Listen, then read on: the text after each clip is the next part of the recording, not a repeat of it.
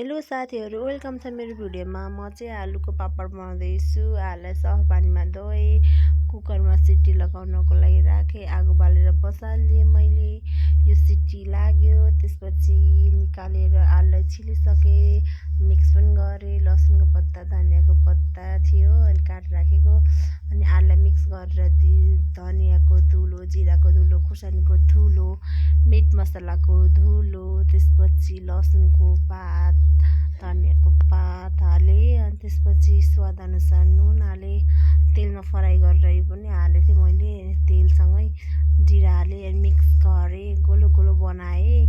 घाममा लगेर मैले सिधै गराएर भिडियो बनाएँ। अनि यो चाहिँ मैले 2 दिन लाग्यो है सुक्न, दामी भयो थियो। त्यसपछि मैले कस्तो दामी छ भनेर देखाइरहेको थिएँ। आगो बालेर तेल बसालेर पनि पापडलाई फुलाउन लागेँ। मेरो पापड चाहिँ राम्रो भएको थियो, एकदम मिठो भएको थियो। मैले चाहिँ आधी नफुलाएको, आधी फुलाएको देखाएँ, आधी राखेछु। यो चाहिँ फुलाएको। By guys.